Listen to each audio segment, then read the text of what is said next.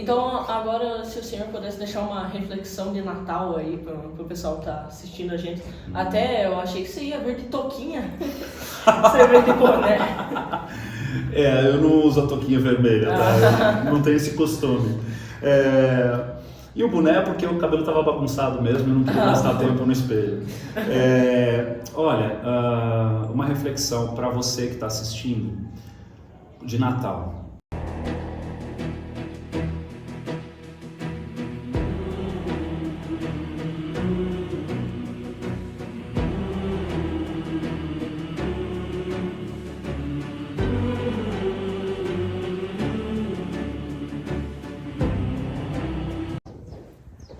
Olá pessoal, estamos aqui em mais um episódio do podcast aqui da Escola Hercílio Marinovski. Hoje estamos com um convidado mais que especial, que é o pastor Jean. Ele é líder da igreja O Refúgio Church e ele também é muito conhecido pelos seus projetos sociais. E hoje nós vamos falar sobre um pouquinho de fé, dos desafios da vida moderna, do dia a dia da vida moderna e muitos outros assuntos. Então, para não perder nada, assista esse vídeo até o final. Mas antes de começar esse vídeo, já vai deixando seu like, se inscrevendo no canal, e como já é de costume, deixando aquele comentário positivo, que isso nos ajuda muito. Então seja muito bem-vindo, pastor Jean. Sou Israel, esse aqui é o Lorenzo. Prazer. Então, aqui para nós começarmos aqui, você poderia contar para nós um pouquinho sobre a sua história de vida e como que surgiu a sua vocação pastoral? Com certeza. Quero dizer que é um privilégio estar aqui com vocês, né? O diretor Jefferson também, que está aqui por trás dos bastidores acompanhando, né? A professora Dai, que a gente conhece também, conhece a família, com o Jean e tudo mais. E tal. Quero dizer que é uma alegria muito grande estar aqui com vocês e poder falar um pouquinho dessas coisas aí que vocês vão me perguntar, que eu já dei uma olhadinha até nas perguntas, né? E muito bacana. Espero que seja uma conversa muito legal. Bom, meu nome é Jean, eu tenho hoje 45 anos de idade, eu sou paulistano, nasci e cresci na cidade de São Paulo, capital. Até os meus 20 anos de idade eu fiquei por lá. Né? E nesse período todo, eu me lembro de aos 12 anos ter começado uma jornada numa igreja evangélica. Né? A minha mãe começou a frequentar uma igreja e nos levou, eu e meu irmão, eu tenho um irmão mais novo do que eu, e eu com 12 anos, meu irmão com 10 anos, a gente começou a frequentar um grupo de jovens e ali a gente então foi conhecendo mais da palavra de Deus, né? A respeito daquilo que a fé cristã promove, né? A comunhão entre os irmãos, o envolvimento dentro de uma igreja local. Eu lembro que com 12 anos de idade eu também comecei a tocar guitarra e eu gostava de ouvir muitas músicas. E então a ideia de ter uma banda, aquela coisa toda e poder tocar, né, numa igreja com caixa de som, guitarra, distorção, rock. Eu me lembro que eu deixei o cabelo crescer, né? Tinha uma época assim, sabe, de usar preto, aquela coisa toda. Mas isso a gente tinha essa dinâmica também dentro da própria igreja, que era muito saudável, muito legal. Eu sempre frequentei comunidades livres, né, que tem um pouco mais de leveza dentro desse aspecto de contextualização com a atualidade, com o mundo em que a gente vive como ele é. Né? Bom, quando eu fiz 20 anos de idade, eu fui morar nos Estados Unidos e lá eu fiquei 10 anos. Então, dos 20 aos 30 anos, eu morei nos Estados Unidos. E lá eu me casei com a minha esposa, que é brasileira também, de São Paulo. Nós nos conhecíamos já desde a igreja de São Paulo. A gente começou a namorar lá em São Paulo, né? Na época eu tinha 17 anos, ela tinha 18 anos. Daí eu fui para os Estados Unidos, ela foi também fazer intercâmbio. Acabamos construindo uma vida lá, ficamos por lá. Né? Eu também, desde os 17 anos, eu fui luthier, fabriquei instrumento musical. Eu lembro que meu pastor dizia assim, se você quer namorar, namoro na Bíblia é para casar. Então, se você vai namorar para casar, você tem que estar no mínimo trabalhando. Então, vai trabalhar, né? Ele falou, vai trabalhar, Jean, né? Porque vivia dando skate para cima e para baixo, São Paulo, 17 anos, filhinho de mamãe, né? Tinha as coisas lá. E aí, enfim, aí eu falei, bom, eu vou fazer o que eu gosto de fazer, já que eu vou trabalhar né, com uma coisa que me dê prazer. Eu encontrei então um trabalho com um luthier que fabricava instrumentos musicais, porque eu gostava de tocar guitarra, aquela coisa toda, e comecei a construir uma carreira dentro disso, né? Então, começamos a namorar com 17 anos, com 20 anos fomos para os Estados Unidos, né? E com 22 anos nos casamos. E aí eu fiquei até os 30 anos nos Estados Unidos, moramos 10 anos lá. E nesses 10 anos, então, eu desenvolvi a marca que eu tinha de instrumentos musicais, né? Eu fabricava guitarra, violão, contrabaixo. Inclusive, quando eu vim para São Bento do Sul, eu montei uma oficina aqui por um período, né? Até que as coisas mudaram o rumo, mas dos 20 aos 30 eu fiquei lá. Tive uma filha lá, a Ana Júlia, né? Na época, e aí aos 30 anos de idade nós voltamos para o Brasil. E quando nós voltamos para o Brasil, a gente não queria voltar para São Paulo porque São Paulo é uma loucura, né? O trânsito, aquela poluição toda, aquela bagunça toda que a cidade, né? Você que quer construir uma família, ter filhos, um lugar de tranquilidade, você não vai para São Paulo, né? Então, enfim, aí acabamos conhecendo São Bento do Sul nesse processo. Nos apaixonamos pela cidade de primeiro impacto, assim, eu me lembro como se fosse ontem, há 16 anos atrás, quando nós chegamos aqui em São Bento do Sul. Era um dia de sol, era um sábado da família, era no inverno, as pessoas bem vestidas, um céu azul.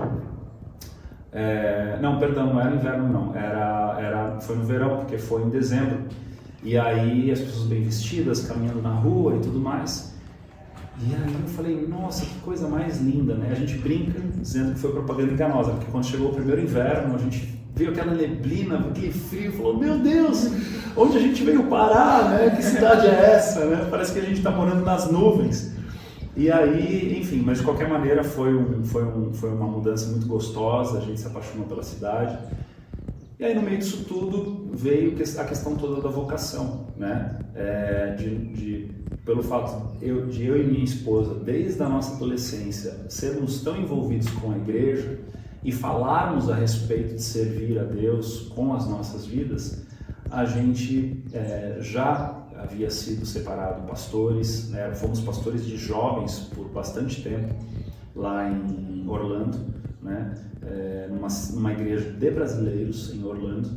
Só que aí quando nós viemos para cá, nós conhecemos um grupo de pessoas que estavam fora da igreja, eram cristãos, liam a Bíblia, buscavam viver uma vida devota ao Senhor, mas eles estavam fora da igreja. E com aquele grupo de mais ou menos 10 pessoas, nós entendemos que nós tínhamos vindo para cá para essa missão principal, de começarmos um trabalho de igreja. E aí nasceu o Refúgio, né? Que hoje está aí já com 15 anos de idade. Nossa. E assim, quais são as principais diferenças entre o Refúgio Church e as outras igrejas, assim? Olha, é uma pergunta bem profunda essa tua, né? Para responder de maneira um pouco mais simplificada, eu vou te falar o que o Refúgio Church é, né? A gente geralmente não usa o church, a gente fala só refúgio, né? O refúgio mas para que vocês possam saber o que o refúgio é, e daí, enfim, existem outras igrejas que são mais parecidas, outras menos parecidas e assim por diante, né? Nós somos uma igreja que somos uma comunidade livre, então dentro ali quando você vai estudar a história da igreja cristã, né, desde a era apostólica do livro de Atos, quando Jesus é assunto aos céus, e ali no livro de Atos que narra ali a propagação do evangelho por meio dos apóstolos, Pedro, depois Paulo, depois Timóteo, Tito, né, todos esses propagadores, dali você vê a igreja sendo instituída em vários lugares, várias regiões, primeiramente ali no Oriente Médio, né? Igrejas são instituídas. Daí depois a gente tem, no quarto século, né, a grande igreja católica apostólica romana que nasce também a partir dessa história da igreja. Só que quando você vai para o século XVI, existe ali uma reinterpretação das Escrituras, um momento onde é conhecido como a Reforma Protestante, né?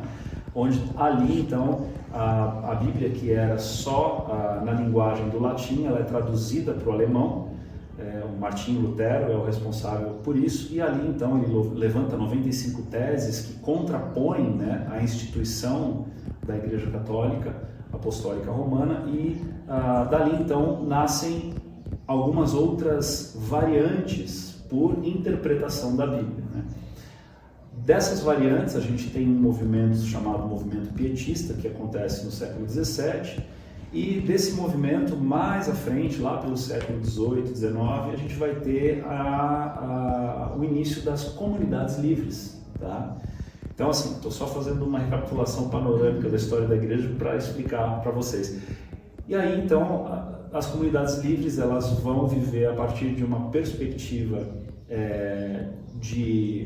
com uma certa leveza doutrinária. Ela vai interpretar as escrituras a partir dela, e ela vai, então, poder também promover, dentro de um contexto onde a igreja está, uma comunicação com aquele contexto, né? Então, é por isso que a gente olha, por exemplo, para a Igreja Refúgio, aqui em São Bento do Sul, e vê uma igreja mais contemporânea, porque a gente não tem um apego forte a símbolos ou a estruturas que comuniquem tanto quanto o ensino da palavra e a vida com Deus deva comunicar, né? Então, dentro desse aspecto todo, nós somos uma igreja contemporânea, né? Acho que estou dizendo tudo isso só para dizer que é uma igreja contemporânea, né? Que se você for lá, você vai encontrar uma música atual, uma estrutura que comunica como uma estrutura do pleno século XXI, né? A gente não tem uma torre, não tem um sino, não tem essas coisas que são preservadas de outras vertentes num aspecto mais simbólico, né, que tenha significados. A gente tenta ser uma igreja que continua fazendo aquilo que Cristo falou da grande comissão, para que nós continuássemos indo fazendo discípulos, né? Então é vida na vida, é uma igreja em discipulado, uma igreja que vai falar de uma vida de fé, de oração, de leitura bíblica, de testemunho, de valores morais, éticos, né? De arrependimento, de uma vida de humildade, de quebrantamento, enfim, tudo aquilo que a palavra de Deus vai nos ensinar, né? Então, basicamente, a ideia é que o importante não é a estrutura e sim a palavra, é isso? Sim, o foco principal, muito legal essa tua explicação, é a palavra. É a palavra. A palavra, a Bíblia, ela é a palavra de Deus, né? O que nós temos da parte do Senhor são duas coisas: é a palavra de Deus e é o Espírito Santo que habita dentro de cada um que crê nele, né? Então o resto é estrutura, o resto é modo de organização, o resto é valorizar e valer essas duas coisas, né? Então vida com Deus, com o Espírito Santo habitando dentro da gente, e a palavra. A palavra é um livro para ser lido e compreendido, porque quando nós lemos a palavra, entendemos a palavra, estudamos a palavra, é o próprio Deus sendo revelado para a gente. E pastor, aonde que fica localizada a igreja? É aquela que fica ali perto da BR? Porque aquela lá é uma igreja, vamos dizer, que querendo ou não chama atenção, né? Até pelo nome, então querendo ou não desperta uma curiosidade nas pessoas de saber como que funciona a igreja, né? Então, poderia explicar um pouquinho para nós? Claro. Sim, hoje nós estamos naquele prédio, né?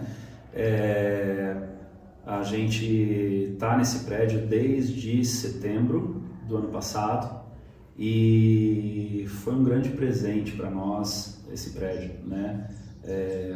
Coincidiu da gente precisar sair de onde nós estávamos e encontrarmos uma pessoa da cidade que estava começando a construir esse prédio. E aí nós então conseguimos conversando com ele, montar o nosso próprio projeto dentro arquitetônico, né, dentro da separação das salas, do auditório. Nós temos, enfim, as salas para as crianças, né?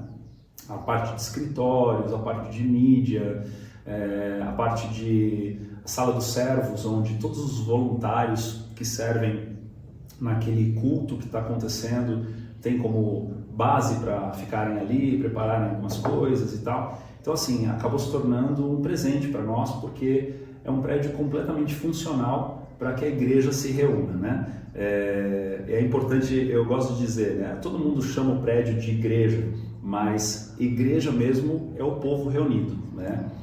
Aquilo lá é um prédio, né? É um prédio, mas é onde a igreja se reúne. E, por sinal, ficou um prédio muito bonito, né? Aquela fachada de vidro ficou bonita, né? O estacionamento, então é um presente. Eu acho que todos os dias que eu estou indo lá trabalhar, eu ainda entro lá e eu falo, uau, que coisa legal que ficou isso aqui, né? Então está sendo um privilégio muito grande. E sim, é um prédio que tem gerado curiosidade nas pessoas, porque ele ficou bonito mesmo, né? Mas é óbvio que no nosso coração, né, da liderança da igreja, que as pessoas possam entrar naquele prédio, ver que ficou bonito mesmo, mas que isso se torne completamente secundário, porque o que nos importa é que as pessoas, ao chegarem lá, elas possam experimentar de Deus, né?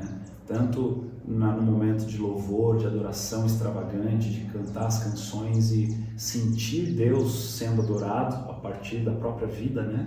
Assim como também no momento do ensino da palavra, onde a gente dedica metade do tempo em que nós estamos lá dentro para ouvirmos uma palavra sendo explicada e aplicada no dia a dia de cada um.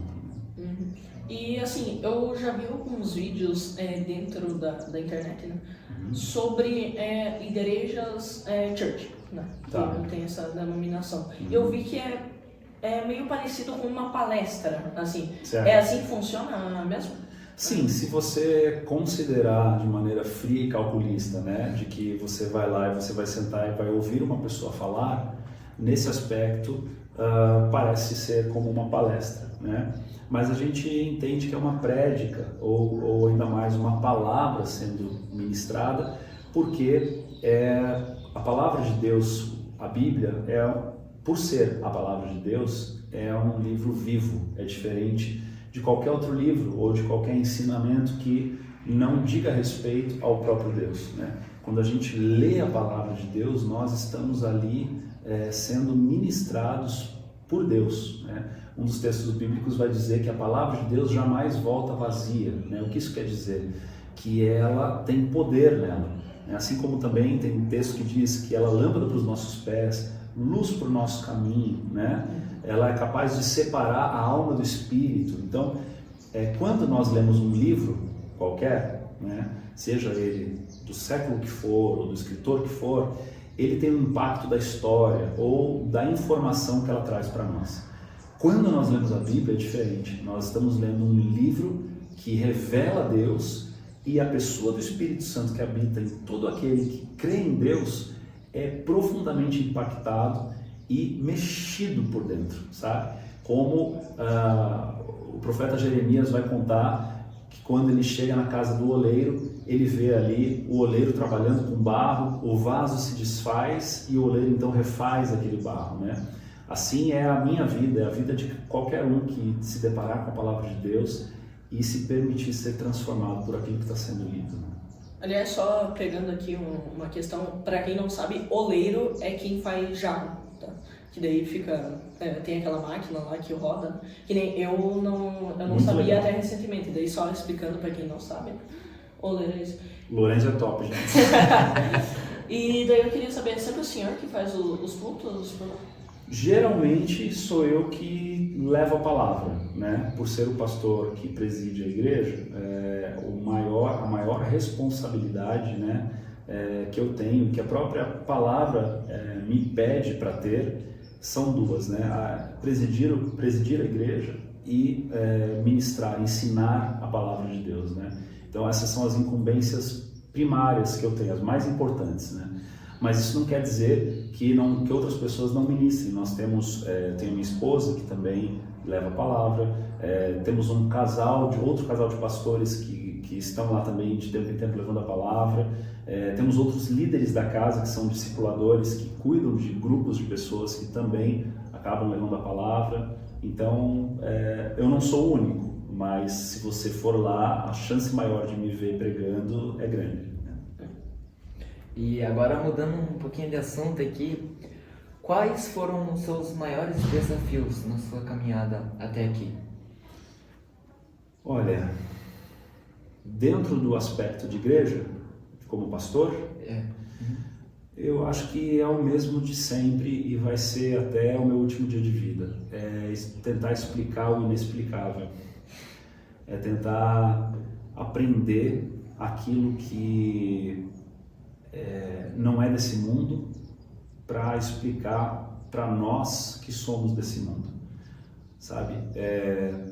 Uma coisa é você se especializar em um assunto de tecnologia, igual a gente estava falando aqui antes do podcast, né? Você vai se especializar em edição de vídeo, você vai se especializar em captação de áudio, você vai se especializar em captação de vídeo, você vai conhecer as lentes, a tecnologia, tudo que está diante de você para você entender daquele assunto. Daí você vai falar de marcas, você vai falar de tantas outras coisas.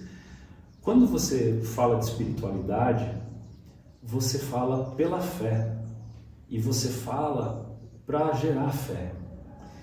E esse elemento fé é um elemento que ele é tão principal nessa conversa que muito do que se explica vão ter momentos que não tem explicação.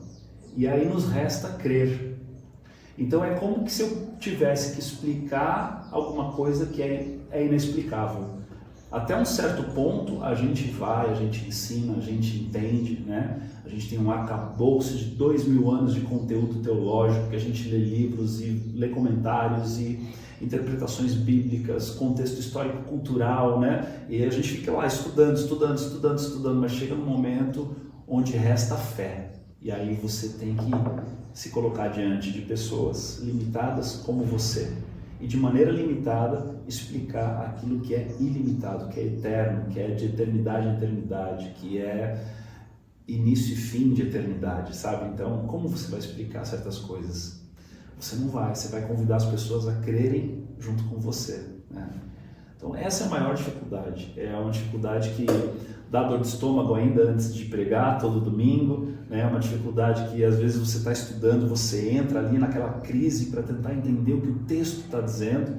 É uma coisa que a gente aprende e ensina também para todo aquele que estuda para ensinar a palavra de Deus, é que a palavra de Deus tem que te vencer.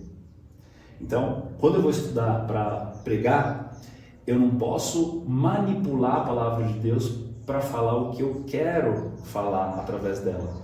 Mas aquele texto, aquele contexto, aquele espaço que eu estou pesquisando, que eu estou lendo, tem que me vencer a ponto de eu me moldar na forma que ela está querendo me ensinar, né? Então é uma luta. Toda semana, terça-feira ou quarta, quando eu começo a me preparar para o domingo, eu começo a lutar com Deus, né? Eu começo a lutar comigo, eu começo a lutar com todas as minhas crenças para eu de novo tomar a forma daquilo que Ele quer me usar para ensinar. Essa é a maior. Aí tem as outras, né? Tem as outras. Relacionamento com pessoas, nem sempre as pessoas entendem o que você quer ensinar a elas. O cuidado e o carinho que você tem, às vezes, né, para um é um insulto. Então, às vezes a gente tem chateações de relacionamentos que acabam não dando certo. Poxa vida, são várias, as outras são várias, né? São várias as outras coisas, mas eu diria que a principal e que está constante é justamente você ensinar, tentar explicar o inexplicável, né? E o que te motiva atualmente no seu ministério? Puxa vida, Jesus diz num determinado momento, né, aquele que quiser me seguir, tome a sua cruz e venha após mim, né? Então, a motivação é se tornar o maior servo dos servos.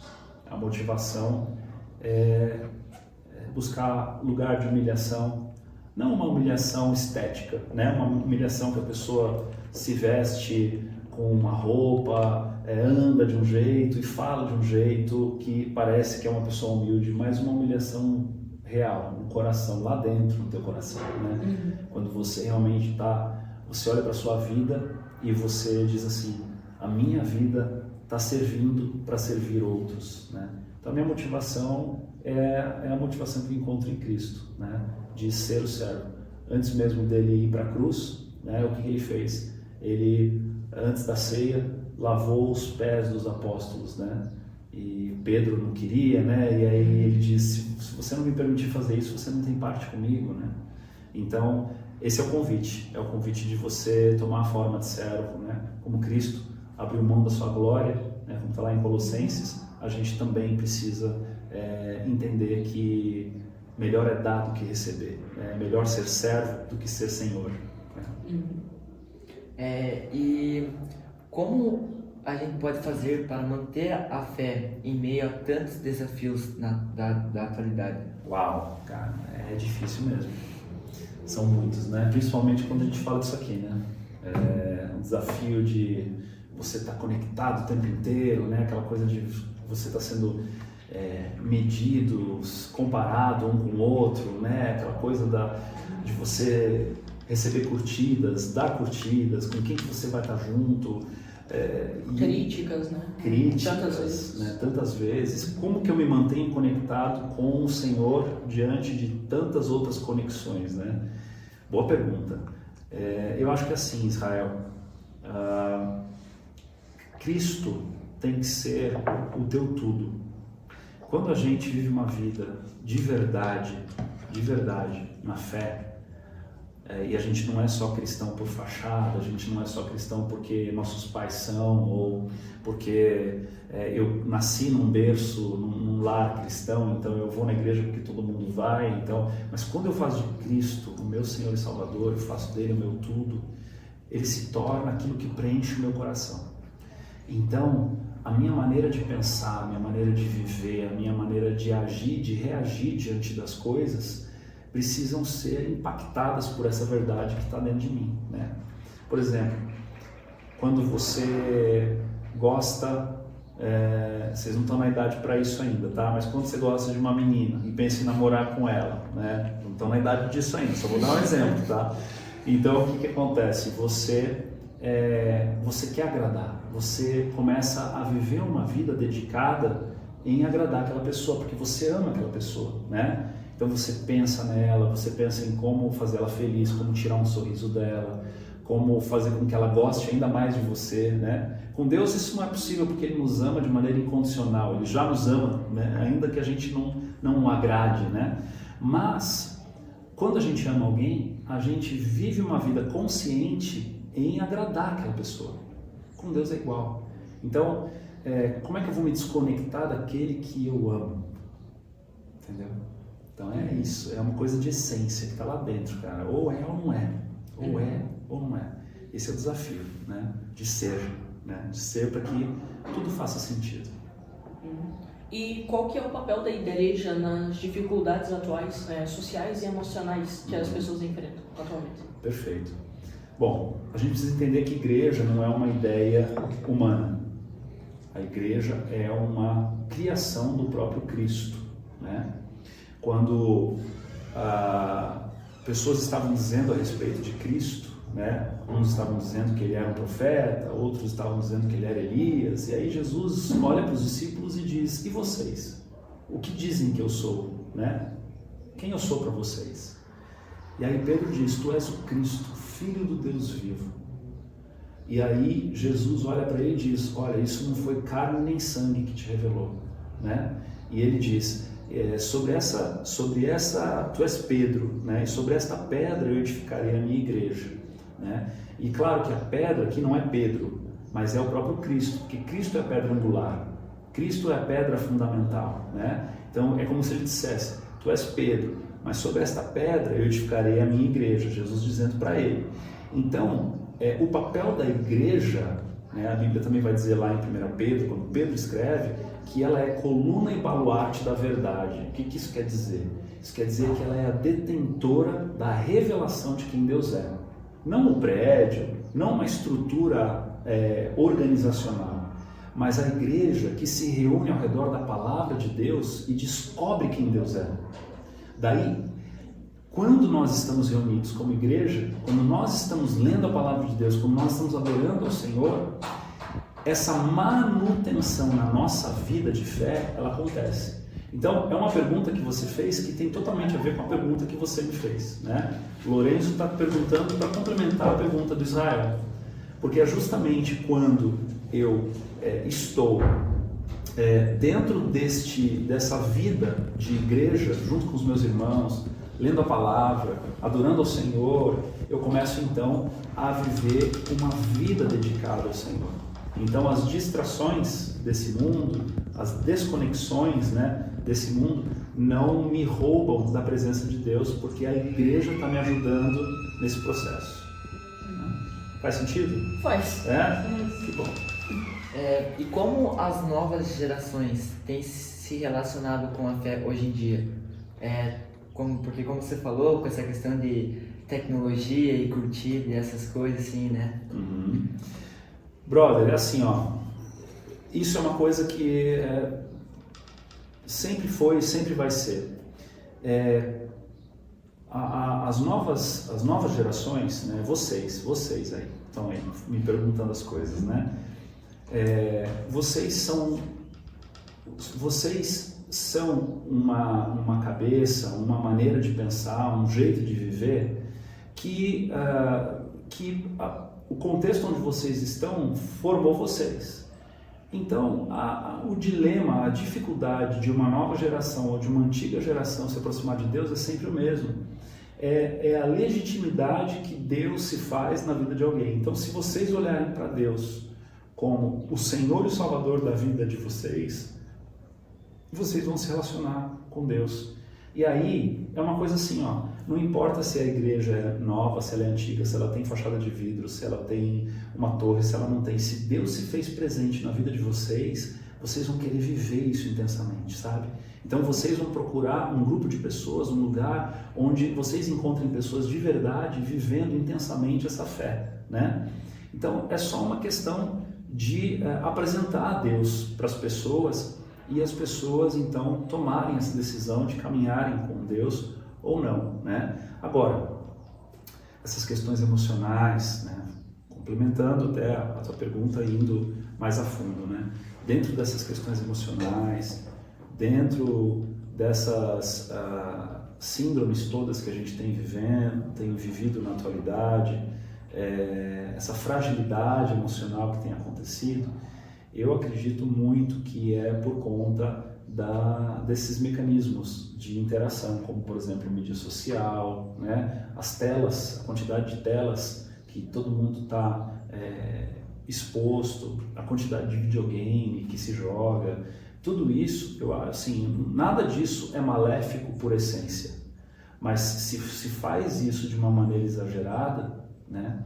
Aí pode se tornar um grande problema. É como se tivesse meio que uma obstrução, né? Entre a relação nossa com Deus, né? Isso. E é uma obstrução, na verdade, com uma relação com qualquer inclusive com a própria família, né? A gente vê obstrução, por exemplo, as mídias sociais, o celular, é uma obstrução hoje numa mesa de jantar.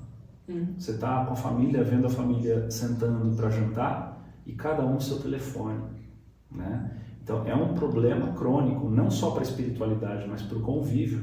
É um problema social. Hoje eu creio que as mídias sociais, as telas, esse excesso se tornou um problema crônico, social, espiritual, né?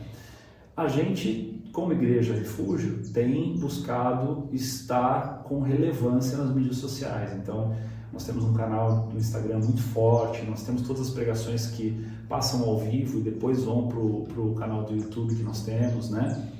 O Refúgio TV, né? Se você for lá no YouTube e colocar O Refúgio TV, você vai encontrar todas as mensagens que nós levamos na igreja, elas estão no YouTube, o Instagram. Muita gente tem conhecido a igreja pelo próprio Instagram, estão se aproximando, indo visitar a igreja. A gente pergunta lá, quem te trouxe, quem te convidou, né? E a pessoa diz, não, eu descobri no Instagram a igreja e vim conhecer, né? Então, a gente tem usado as mídias sociais em favor da obra de Deus. mas ao mesmo tempo em que a gente também tem alertado as famílias e dito, olha, cuidado, tenham moderação na maneira em que vocês usam, para que vocês possam viver de maneira sadia, né, tudo isso. E o senhor tem alguma ideia de como isso poderia ser resolvido? Meu chapéu. Olha, eu creio que o maior desafio, né, na história da família é a paternidade. A paternidade. É a presença do pai dentro do lar, né? Sim, temos famílias que hoje não têm pais, né? Só as mães, são mães solteiras ou mães divorciadas, né? E claro, elas desempenham um papel de autoridade ali, mas a falta da figura paterna tem sido um grande desafio na vida dos jovens, né? Dos adolescentes e das crianças, porque por essência, né, deveria ser aquele que traz o ritmo dentro do lar saudável, né? Então é quando um pai ou uma mãe, né, aqui no caso, claro, chegam numa mesa de refeição e podem dizer, né, olha gente, vamos deixar o celular de lado, vamos conversar, como é que foi seu dia, como é que foi a escola, como é que estão as coisas, né? Então assim, essa interação, né, o senso crítico de poder olhar e dizer, não, olha, isso aqui agora não é hora disso, vamos cuidar, só 1 hora de videogame, hein, né? É o que eu faço com meu filho, por exemplo, né? Eu tenho um filho de 10 anos, um pouco mais novo que vocês, né? Bem mais novo que vocês, né? E é o que eu falo para ele, eu falo, olha, você tem aí 30 minutos para jogar, né? Terminou os 30 e aí desliga, né? E aí eu sempre fico observando também como que ele tá, como que ele reage, se ele reage chateado, se ele fica bravo, se ele, né? Porque também tem tudo isso. Uma coisa que a gente tem visto e assistido, como esses joguinhos têm tirado até a paz dessas crianças, né? Eles têm têm reagido de maneira muito agressiva dentro de casa e tudo mais, né? Essa semana eu vi uma mãe com um martelo arrebentando o PS do filho lá, sabe? Ele jogando na parede porque ele estava xingando a mãe, e aí você fala, puxa vida, o que aconteceu tanto para chegar onde chegou, né? Então, vocês que estão aí nessa faixa etária, cuidem com isso, né? Cuidem com o tempo que vocês gastam nessas coisas para que vocês não sejam consumidos por isso e daqui a pouco vocês estejam até reagindo de maneira mais agressiva, né? Fazendo coisas que vocês jamais fariam se não fosse por conta dessas mídias sociais que têm estragado bastante gente, né? E que projetos sociais que a igreja está fazendo atualmente? Olha, nós somos uma igreja de 15 anos aqui na cidade, né? Então nós passamos por várias estações, tá? Na atualidade, a gente teve que focar no prédio, porque esse prédio, toda essa parte de infraestrutura interna, fomos nós que bancamos, né? Então, nós temos alguns parceiros, né, do terceiro setor que estão fazendo obra, né, em lugares que nós ajudamos. Não são muitos, são poucos, mas nós paramos um pouco, principalmente no que diz respeito a missões neste ano de 2025. 2026 agora a gente retoma missões. Até metade do ano de 2024, a gente estava bastante envolvido, ou início de 2024, se não me falha a memória, nós estávamos bastante envolvidos com Guiné-Bissau, na África, né? Nós ficamos alguns anos investindo na África. Então, inclusive uma família daqui de São Bento do Sul foi enviada por nós para a África para substituir um casal de pastores que estavam lá sendo também patrocinados por nós. Nós construímos 2 igrejas lá em Guiné-Bissau, em 2 aldeias, né? Estávamos cuidando na época de quase 500 crianças, né? Dando a eles uma refeição e dando a eles o ensino da escrita e da leitura por meio da palavra de Deus, né? Então era uma escola missionária que eles também recebiam uma refeição. E aí tinha uns obreiros guineenses mesmo e um casal de pastores brasileiros que cuidavam deles, né? Então foi um trabalho que a gente desempenhou por alguns anos. foi o maior projeto missionário nosso de ação social, né? E de vez em quando aqui na cidade a gente também tem algumas frentes, né? Então, nós temos algumas frentes de ação social no sentido de ajudarmos pessoas com cestas básicas, né? Temos um cadastro, essas pessoas recebem cestas básicas mensalmente da igreja. Às vezes a gente faz alguma frente com uma instituição de drogadição, né? Para ajudá-los a ter um pouco mais de recurso. Então, a gente tem algumas frentes, mas especificamente esse ano a gente teve que parar tudo para focar no prédio, para que a gente não ficasse endividado, né? Porque é uma coisa, não é legal, né? Então a gente foi fazendo conforme o tamanho da perna para dar o passo, né? Então é agora que a gente acaba esse ano, 2026, a gente está bem empolgado para voltar a termos missões de novo na igreja. E eu também ouvi dizer que vocês ajudaram na enchente do Rio Grande do Sul, né? Sim, é verdade, bem lembrado. A gente, no momento em que viveu esse processo de enchente, e a gente tenta viver de uma maneira mais orgânica dentro da igreja, né? Eu quero dizer com isso que, assim, às vezes é uma questão de alguém que frequenta a igreja traz uma demanda, traz uma situação, a gente vai orar, buscar do Senhor, se isso é algo que o Senhor está nos direcionando para reagir, né, diante disso. E nós tivemos uma família da igreja que tinha uma parente na cidade de Eldorado, lá no Rio Grande do Sul, que estavam ilhados, precisando de ajuda, uma situação bem delicada, a água estava subindo ainda, o nível da água, e eles estavam sem comida. Algumas famílias já haviam migrado para a casa deles, porque conforme a água ia subindo na rua, as pessoas iam saindo das suas casas e se mudando para as casas mais altas da rua, né? E aí, então, alguns irmãos pronto, assim, o próprio grupo pequeno, eles se reuniram, pegaram um caminhãozinho de um irmão da igreja, encheram de mantimentos, roupa, cobertor e levaram.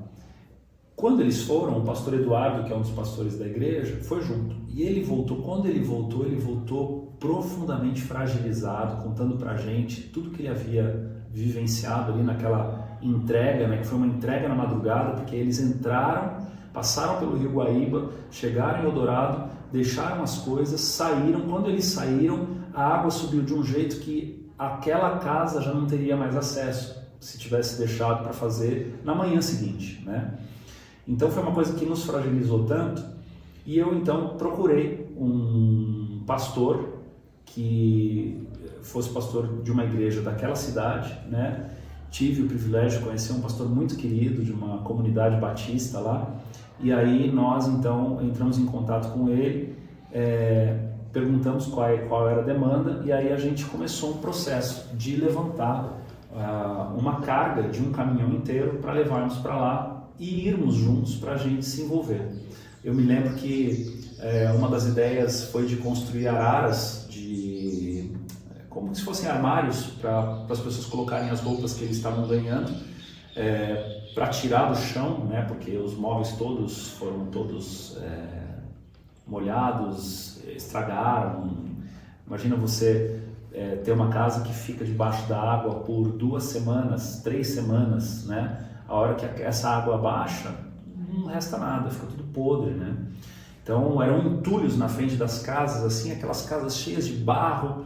E aí nós fomos com um caminhão. Teve uma empresa, a Biometil, que alguns irmãos da igreja trabalhavam na época na empresa, e eles quiseram fazer parte também. A gente acabou indo em 2 caminhões com 60 pessoas de São Bento do Sul, fizemos uma caravana, a gente foi para lá. Daí uma turma ficou fazendo marmita, né, dando marmita para as pessoas. Eu não me lembro agora das quantidades, mas foram muitas marmitas produzidas ali naqueles dias. E conseguimos limpar algumas casas, então a gente levou VAP, levou ferramenta, levamos todas essas mobílias. Então a igreja virou um centro de distribuição, né, de móveis, que a gente levou. Teve uma empresa aqui da cidade também que fabricou cadeiras para a gente levar, mesas. Essas araras foram construídas na minha casa. Eu lembro que dentro da minha sala virou o lugar onde a gente estava pintando as araras com cera, né? Enfim, preparando tudo para daí carregar os caminhões e levar. Então foi uma frente muito especial, vai ficar na memória de todo mundo. Nós voltamos para lá já depois, inclusive esse ano eu tive um tempo lá com eles, e foi muito emocionante de ver a cidade restabelecida, reestruturada, as ruas todas limpas, aquela grama cortada, as casas pintadas, né? Na sua grande maioria da parte da cidade lá, tá tudo já voltou ao normal, graças a Deus. E voltando agora um pouquinho ao assunto anterior, tem algum testemunho marcante que o senhor possa compartilhar conosco? Olha, nós temos alguns, todos são muito especiais. A gente tem casos de pessoas que saem das drogas, né, do alcoolismo, casamentos que estavam já separados, pessoas que estavam separadas voltaram e se reataram, né? Nós temos pais que estavam desistidos dos seus filhos, né? Agora os filhos caminhando nos caminhos do Senhor. Nós temos histórias de crianças que foram levadas para a igreja e que amaram tanto o ministério infantil que quando voltaram para casa e chegou no outro domingo, começaram a insistir aos pais para que eles fossem levar a criança de novo para a igreja. E um domingo, 2 domingos, 3 domingos, daqui a pouco todos eles estavam envolvidos e aos pés do Senhor, né, com uma vida totalmente dedicada. Os testemunhos que nós temos colecionado são os testemunhos que falam de pessoas que se voltaram para Deus, sabe? Estavam com a vida distante dos caminhos de Deus, vivendo de maneira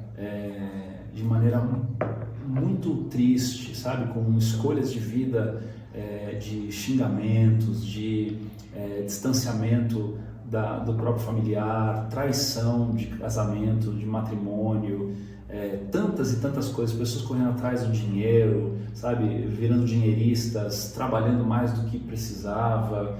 São muitos os casos, e aí aos poucos, conforme as pessoas vão se envolvendo com o próprio Deus, por meio da igreja, por meio da leitura da palavra, elas vão sendo transformadas, sabe? É como que se essa água aqui, você tivesse um pouquinho de barro nessa xícara e você começasse a derrubar essa água aqui dentro dessa xícara, até que tudo aquilo que era de terra, de barro, comece a vazar, e a água continua limpando, daqui a pouco você olha dentro da xícara e só tem água limpa, né? Tudo aquilo que estava sujo foi embora, né?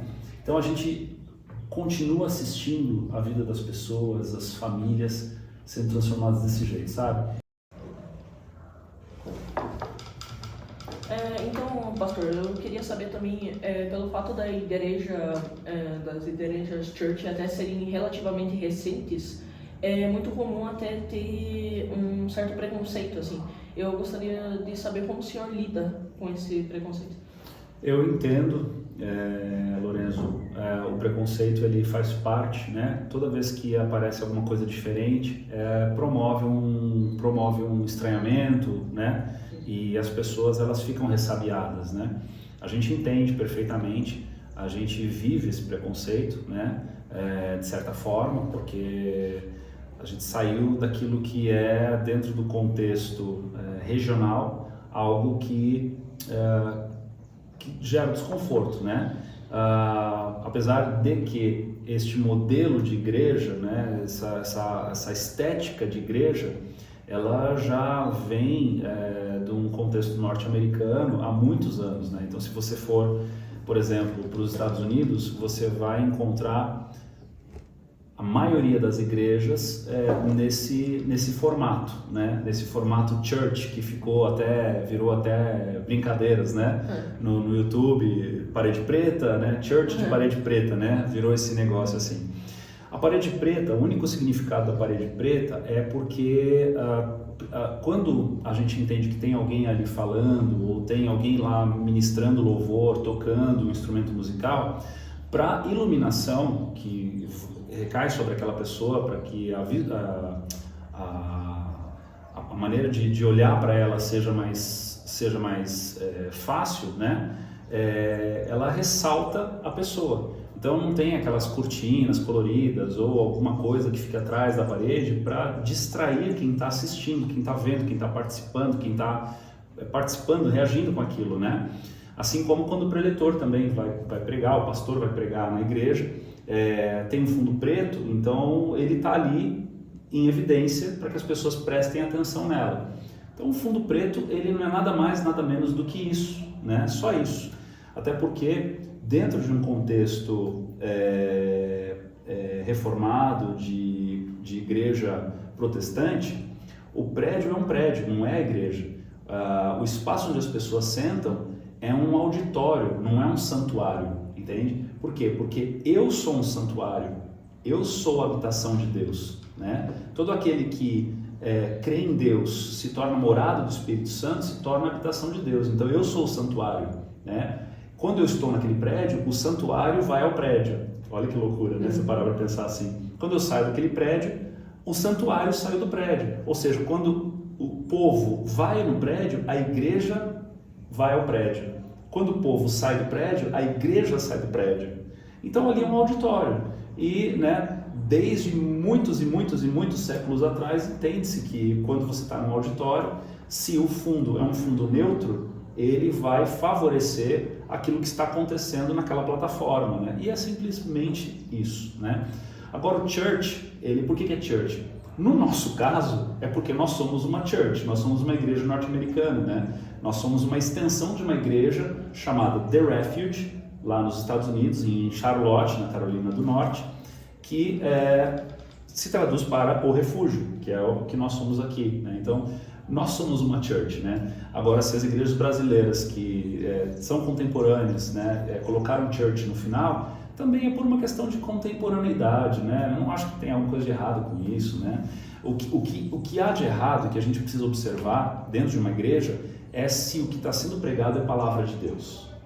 Isso é assunto sério, né? Agora, se tem fundo preto, se tem fundo azul, se tem cortina, se não tem cortina, se tem vitral, se tem janela, se tem iluminação de LED, se tem iluminação solar, isso daí é tudo secundário, né? A palavra de Deus precisa ser pregada, o povo que está lá precisa ser pastoreado e ponto final, né?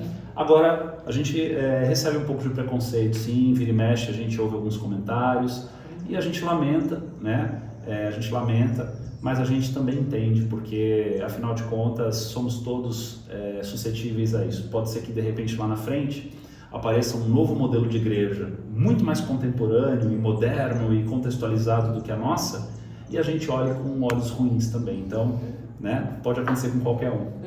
Agora é uma rodada de perguntas mais rápidas, assim, ênfase em respostas objetivas. Beleza. Eu vou tentar. Beleza. O que o senhor faz no tempo livre? Olha, ultimamente eu tenho dormido. Essa daqui eu acho que eu já sei a resposta, mas um livro que marcou a sua vida. Você acha que tá bom? Se for um livro, qualquer livro, e a Bíblia for o livro, é a Bíblia. Mas se tiver um outro livro, eu diria o Discipulado do Bonhoeffer, um alemão que viveu em plena Segunda Guerra Mundial, e ele foi um teólogo muito conhecido dentro do contexto alemão, e que ele trouxe muito conteúdo naquele livro, trazendo de volta a importância de uma graça transformadora, combatendo uma graça barata. E uma situação engraçada que aconteceu com você no ministério? Uau, são várias. Eu sou especialista em dar fora enquanto estou falando, sabe? Falar coisa que a minha mulher eu assisto a minha mulher, ela baixa a cabeça, balança assim, e aí ela fala, de novo não é possível, né? Então assim, várias, eu não consigo lembrar de uma agora aqui, mas eu vivo dando fora. Então agora, se o senhor pudesse deixar uma reflexão de Natal aí pro pessoal que tá assistindo a gente, até eu achei que você ia ver de touquinha, você vê de boné. Eu não uso a touquinha vermelha, tá? Eu não tenho esse costume. E o boné porque o cabelo estava bagunçado mesmo e eu não queria gastar tempo no espelho. Olha, uma reflexão para você que está assistindo de Natal. Natal é o nascimento de Cristo. Cristo pode ser um bebê, uma história, um mito para você, ou ele pode se tornar o teu Senhor, o teu Salvador, o Deus Criador dos céus e da terra. E eu quero dizer para você que o teu Natal pode ser completamente diferente se você fizer de Cristo aquele que tirou o pecado do mundo, aquele que foi encarnado, que viveu entre nós, né? Emmanuel, que viveu entre nós, que cresceu, que teve discípulos e que agora ele está assentado à destra de Deus depois de ter morrido por você e ressuscitado, provado para uma nuvem de testemunhas de que a história foi real e a igreja primitiva nasceu. Eu quero dizer para você que Jesus, ele continua sendo o caminho, a verdade e a vida. E ninguém vai ao Pai senão por meio dele. Então, se você está vivendo uma estação ruim na tua vida, uma estação de solidão, uma estação de dor, uma estação trágica, você não precisa passar por isso sozinho. Você pode fazer de Jesus o teu melhor amigo, o teu salvador. E certamente teu coração vai se encher de esperança, vai se encher de eternidade e vai se encher de expectativa, tá? Como que eu começo isso? Como que eu alcanço isso? Bom, comece indo em algum lugar que a palavra seja pregada, comece indo em algum lugar em que Cristo seja apresentado para você e que constantemente você seja reabastecido daquilo que vai te trazer esperança, tá bom? Você não precisa passar por isso sozinho. Natal é um momento de bastante fragilidade. Muitas das vezes a gente se lembra de todas as brigas familiares, todas as desavenças, todas as questões que aconteceram na nossa vida, mas quando a gente está com Cristo, pode ser tudo diferente, tá bom? Deus te abençoe. Infelizmente estamos chegando ao fim desse episódio, né? Agradeço muito a sua presença, pastor Jean. Que nós temos um vídeo para você. Ah, que legal! Poxa, foi um prestígio ter você conosco. Olha isso aqui, gente, que mimo legal, hein? Obrigado, Israel. Obrigado, Lorenzo. Foi uma alegria conhecer vocês. Eu torço para que esse podcast possa cada dia alcançar novas casas, novos telefones, novas pessoas, né? E que vocês possam também se aproximar do Senhor cada dia, cada vez mais, viu? Deus abençoe vocês. Amém.